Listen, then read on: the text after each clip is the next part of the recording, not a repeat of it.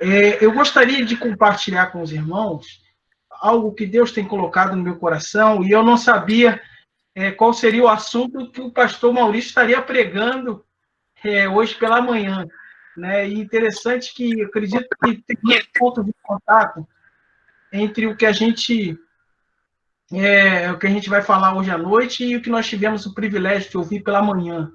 Né? Que um dos maiores desafios nesses momentos de crise que nós vivemos é não perder o foco, não, nós como igreja, como servos de Deus.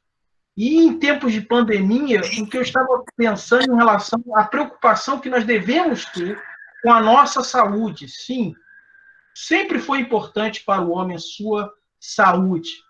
Né? Eu me lembro de quando Satanás esteve na presença de Deus para desafiá-lo, né, sobre a fidelidade de Jó, e ele fala, pele por pele, tudo que o homem tem dará por sua vida.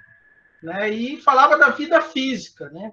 Quando Deus autoriza, inclusive, Jó, a Satanás a mexer na saúde de Jó, desde que não tirasse a sua vida. O sofrimento foi grande, porque nós procuramos uma vida saudável, né? Mas, ainda que a vida saudável ela seja considerada plena para o ser humano, o que seria uma vida saudável para Deus?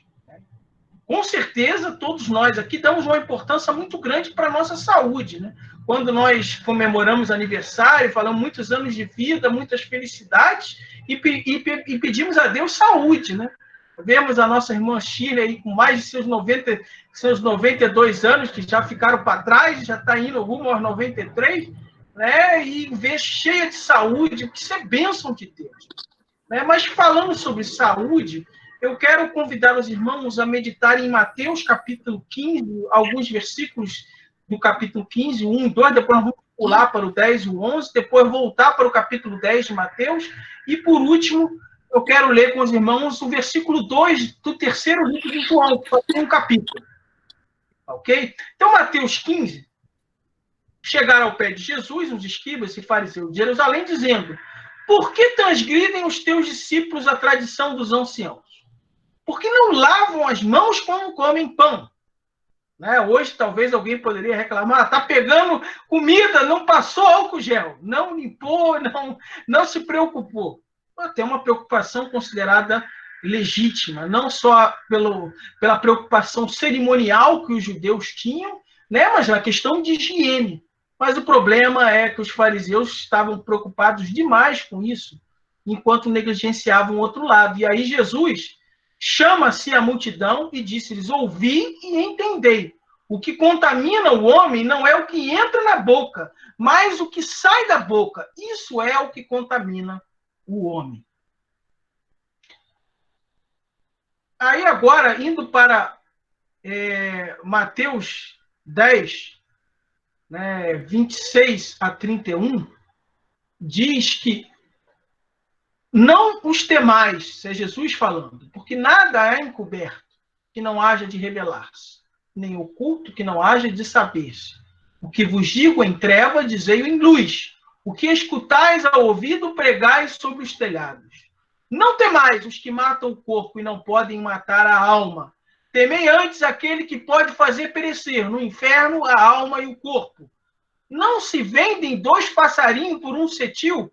Aí eu fiz um esforço para passar para os dias de hoje, para saber o que é esse cetil que Cristo estava falando. Cetil, né, era 1/16 de denário, que denário era o pagamento por um dia de trabalho no mês, que as pessoas, o salário padrão daquela época. Então, trazendo hoje para os dias atuais, né, hoje nós temos um salário mínimo na faixa de R$ 1.045, né, por dia isso daria em torno de R$ 34, se dividíssemos por 30, né, e o denário seria R$ 34, e eu poderia dizer que 1/16 seria equivalente a R$ 2. Então, Cristo está falando, não se vendem 2 passarinhos por cerca de R$ 2, ou seja, qualquer pessoa consegue comprar 2 passarinhos. E ele diz, nenhum deles cairá em terra sem a vontade do vosso Pai. E até mesmo os cabelos da vossa cabeça estão todos contados. Não temais, pois mais valeis vós do que muitos passarinhos. E João, escritor, o apóstolo escritor, né, nessa sua terceira epístola universal, falar com Gaio, né, ele fala: amado, desejo que te vá bem em todas as coisas e que tenhas saúde, assim como bem vai a tua alma. Eu poderia dizer, irmãos, né, espero que estejam indo bem em todas as coisas, que todos estejam com saúde, assim como também esteja com saúde a alma dos irmãos. Né? Então, para nós pensarmos nessa noite, qual a importância que você dá para a sua saúde?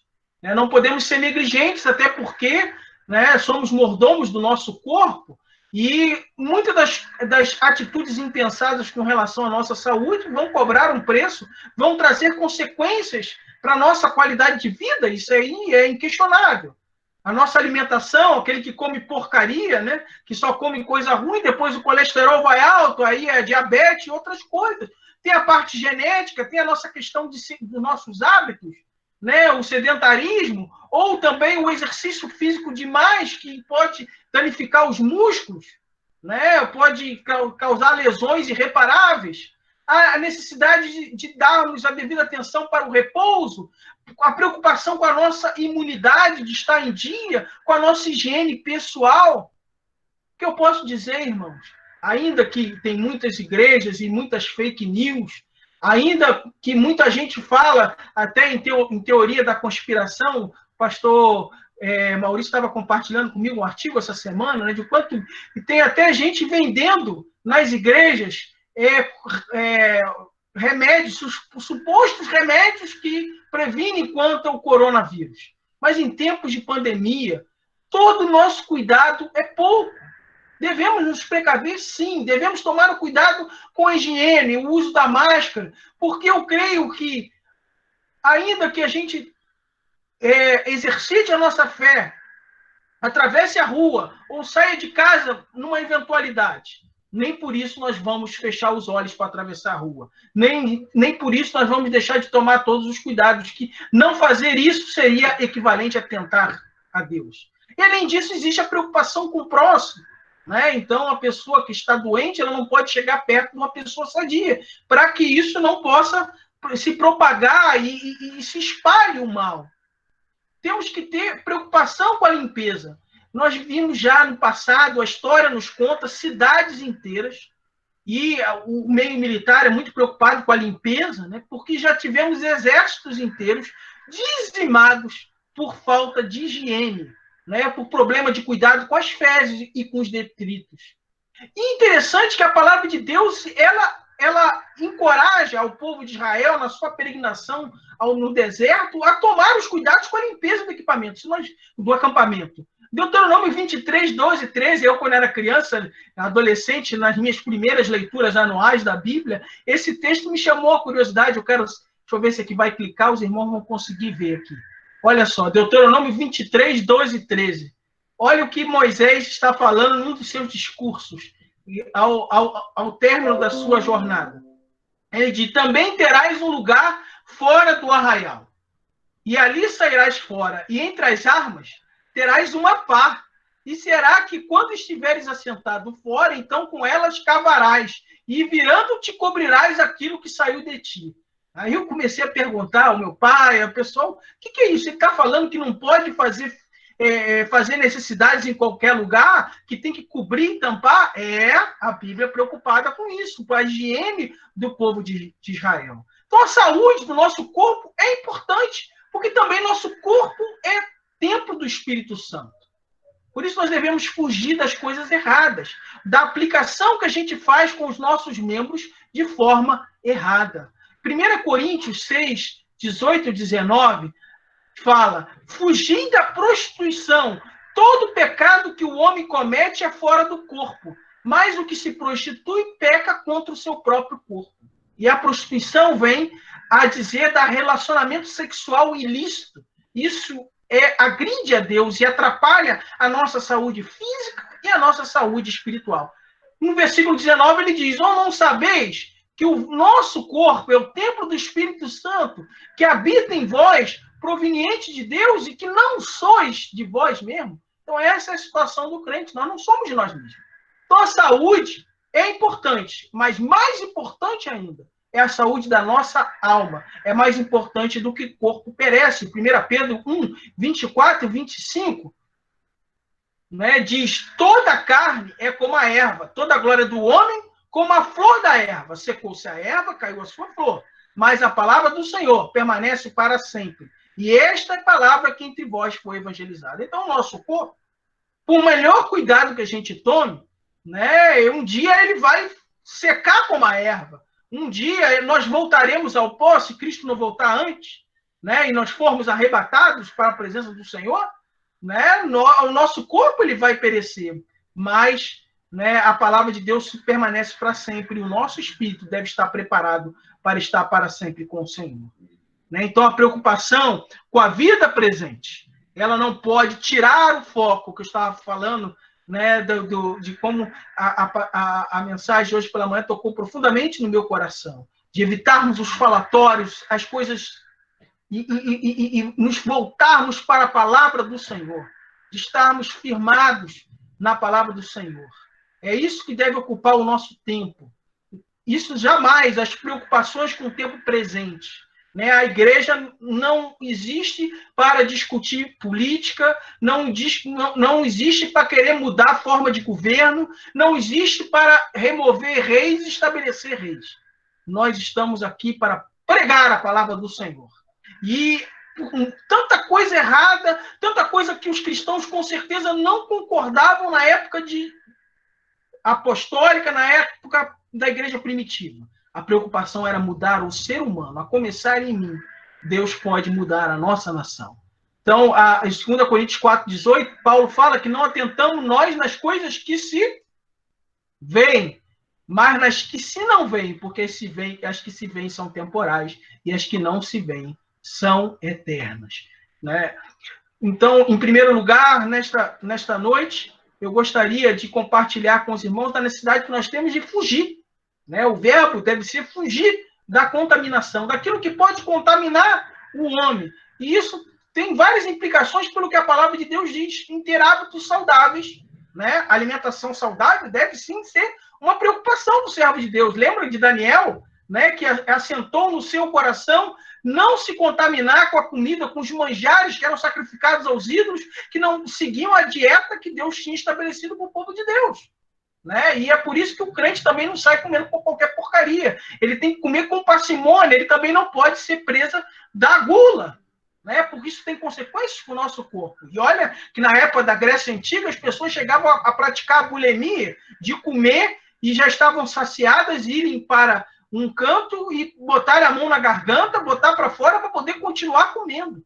Né? E o servo de Deus ele tem que ter pureza, inclusive, na sua alimentação. 1 Coríntios 6,13 fala que os manjares são para o ventre para os manjares. Deus, porém, aniquilará tanto um como os outros, mas o corpo não é para a prostituição, senão para o Senhor e o Senhor para o corpo. Ou seja, mais importante do que a alimentação física é a nossa alimentação espiritual, aquilo que ocupa a nossa mente. A alimentação era a preocupação dos judeus, porque isso era uma questão de identidade para o povo de Deus.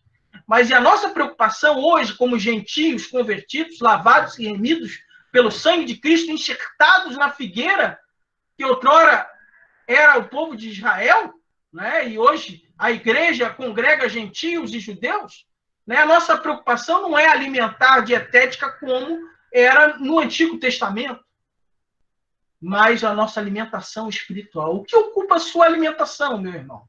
Espiritualmente falando, em Filipenses 4,8 fala: quanto aos mais, irmãos, tudo que é verdadeiro, tudo que é honesto, tudo que é justo, tudo que é puro, tudo que é amável, tudo que é de boa fama, se há alguma virtude, se há algum louvor, nisso pensai. E algumas versões falam: seja isso que ocupe o vosso pensamento.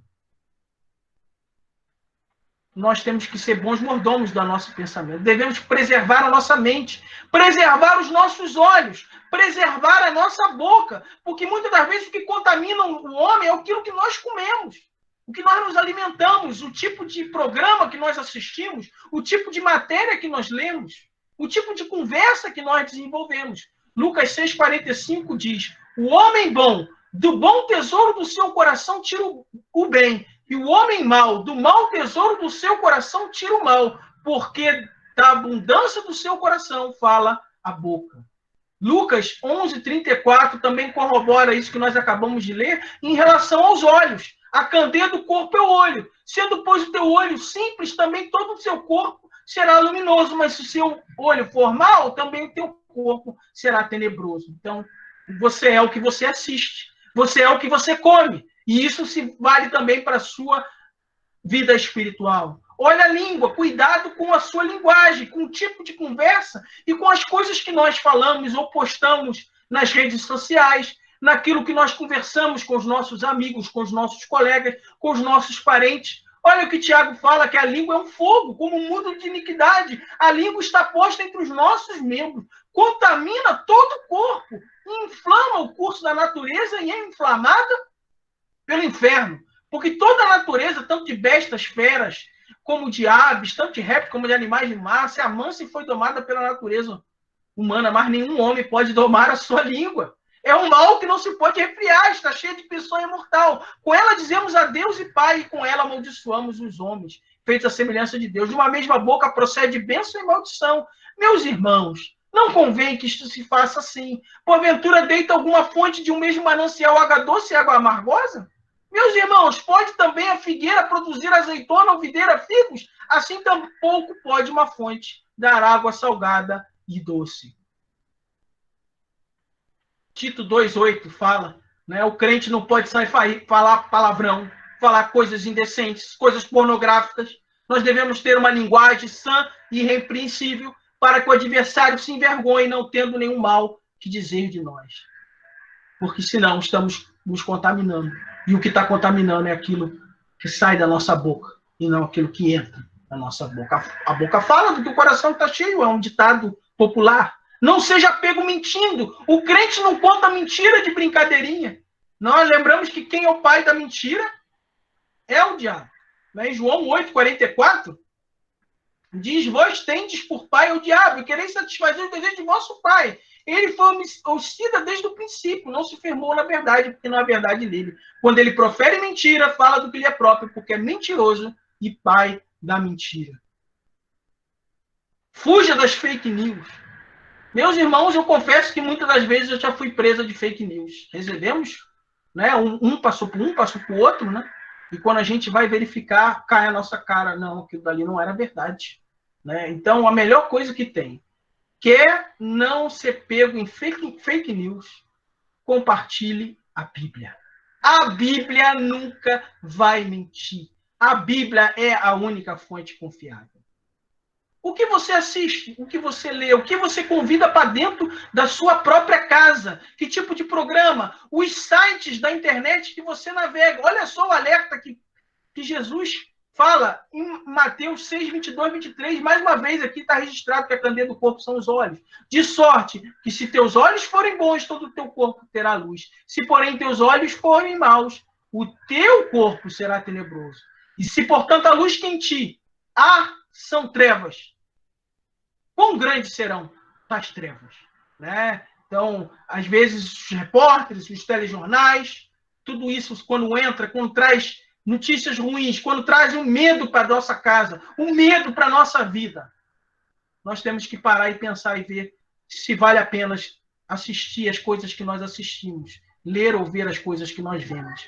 Em Mateus capítulo 5, versículos de 27 a 30, Jesus alerta sobre a questão do adultério. Ele diz: não cometerás adultério. E ele diz que aquele que atenta a uma mulher para cobiçar, já em seu coração cometeu adultério com ela. Portanto, se o teu olho direito te escandalizar, arranca-o e atira para longe, pois é melhor que se perca um dos teus membros, de que todo o teu corpo seja lançado no inferno. Se a tua mão direita te escandalizar, corta e atira para longe, porque é melhor que um dos teus membros se perca do que todo o teu corpo seja lançado no inferno. Então aí é a hora de radical, de cortar, de desligar, de ligar o computador, de sair do site, de fechar o celular, muitas vezes. É por isso né, que o cristão, na sua maioria das vezes, no Brasil, nós optamos por ser radicais, inclusive em relação ao álcool, né, porque a gente encontra mandamentos na Bíblia que diz que nós não devemos nos embriagar com vinho. Né? O sacerdote, ele era consagrado e não provava vinho. O narizeu, durante todo o seu voto, ele não bebia vinho. Os recabitas, os filhos de Jonadab, elogiados por Jeremias no seu livro, e que, quando fizeram a limpa do culto de Baal, né, ao lado do rei Jeú, Jonadab orientou seus filhos que não podiam provar vinho, para não terem perigo de se contaminarem e de se embebedarem. Né? E é melhor cortar a mão do que entrar com a mão no inferno. Né? E a gente viu um tempo em que o cristianismo começou a viver uma vida boêmia, em que supostos padres enchiam a cara e viviam nos bares na Inglaterra. E aí surgiram os puritanos e falando: Deus não nos chama para isso. Se você quer um compromisso com Deus, você renuncia a vícios, você renuncia a bebida, você renuncia o cigarro, você renuncia a qualquer coisa que pode escravizar o seu corpo, que é templo do Espírito Santo. Por isso, são cuidados de saúde. E são cuidados para a nossa saúde espiritual. Por isso, você deve reforçar a sua imunidade. Exercitar, sim, exercitar a sua fé. Né? Encher o seu dia de atividades. Né? Seja em casa, ou seja tendo que trabalhar, quem tem que trabalhar, ou seja se precavendo, ou seja indo no médico, né? E descansando. Descansar também é importante. Física e espiritualmente, descansando no Senhor. Vacine-se com a Bíblia contra o medo, contra o temor. Né? Em Salmo 127, é um salmo escrito por Salomão, diz, né? Deixa eu ver se eu abro aqui para os irmãos poderem acompanhar. Né? Se o Senhor não edificar a casa, em vão trabalhos que edificam. Se o Senhor não guardar a cidade, em vão vigia a sentinela. Inútil vos será levantar de madrugada, repousar tarde, comer o pão de noite, pois assim dá a eles o seu amado sono. Inútil será se precaver, inútil será tomar os cuidados de saúde, porque quem nos dá a saúde é Deus, e nada acontece sem a permissão de Deus. Por isso, devemos mas estarmos em oração e fortalecer a nossa fé. Não nos conformando com esse mundo, mas transformando-nos pela renovação do nosso entendimento, para que experimentemos qual seja a boa, perfeita e agradável vontade de Deus. E de não viver uma vida de marasmo, não ser sedentário espiritualmente, porque isso faz mal para a nossa saúde. Rejeita as fábulas profanas e de velhos e exercita-te a ti mesmo em piedade. 1 Timóteo 4,7.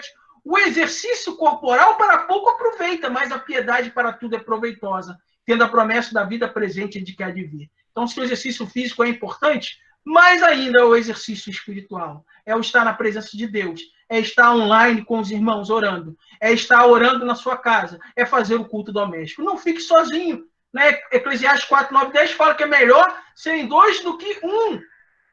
Né?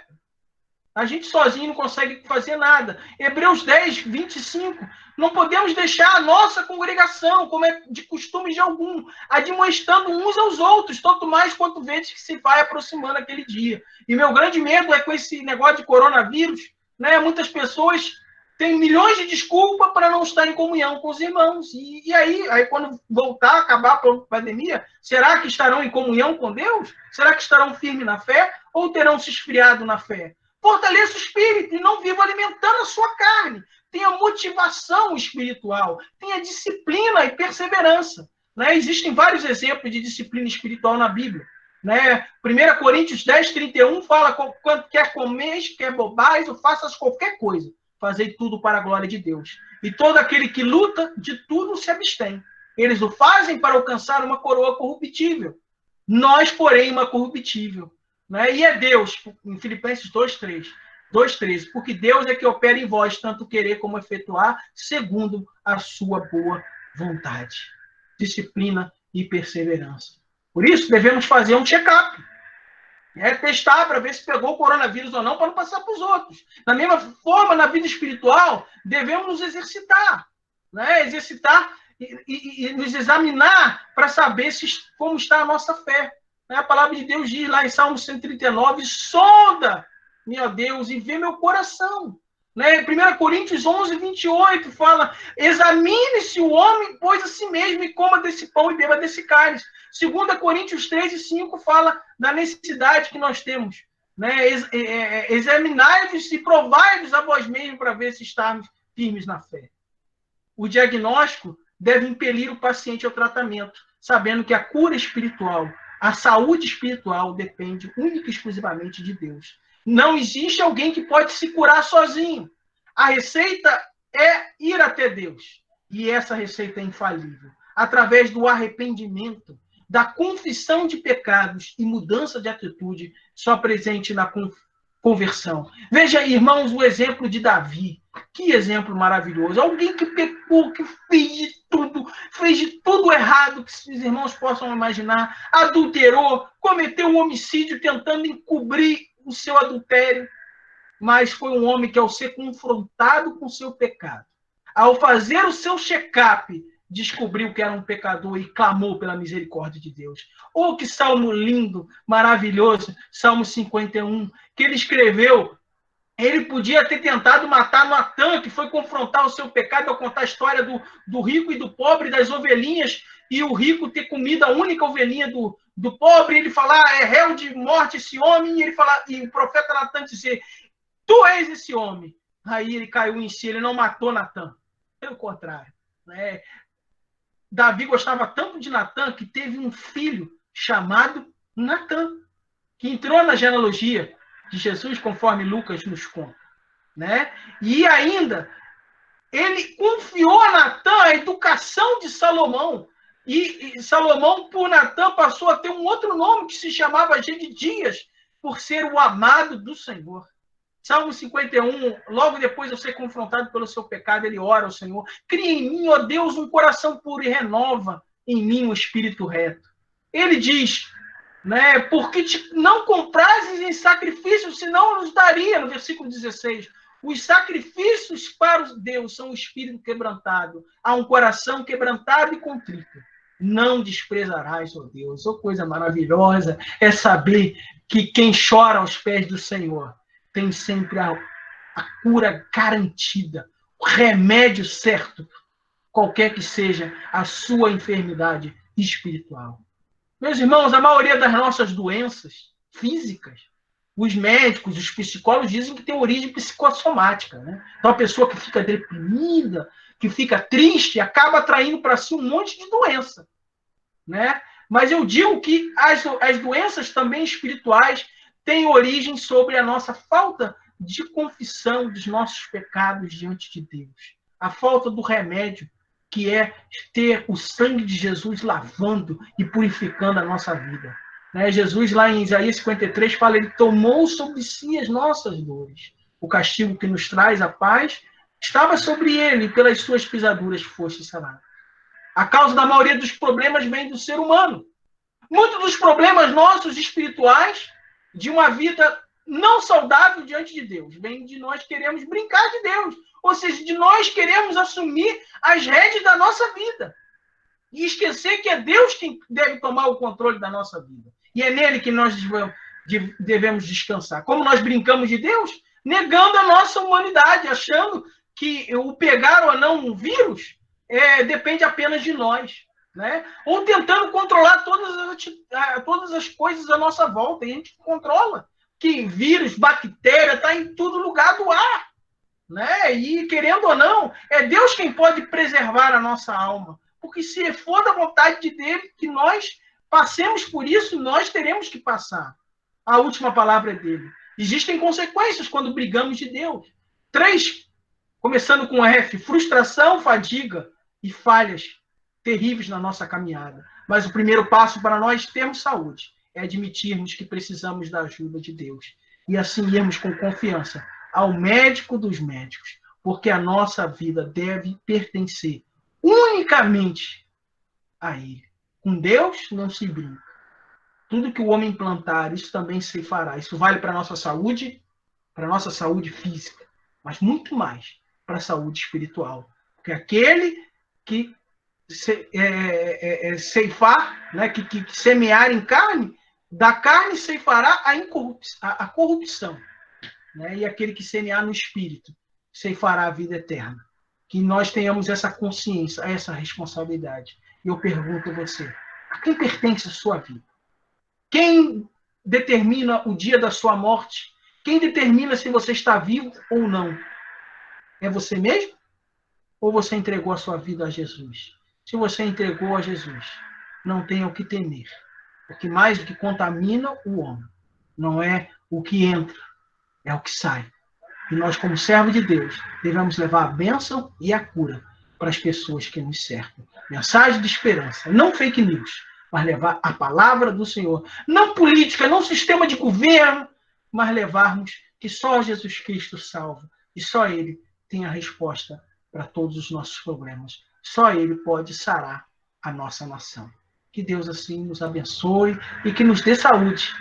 Eu faço as minhas palavras de João. Amados, desejo que os irmãos e irmãs vão bem em tudo, em todas as coisas, e que tenhas saúde, assim como bem vá a tua alma. Que Deus te abençoe.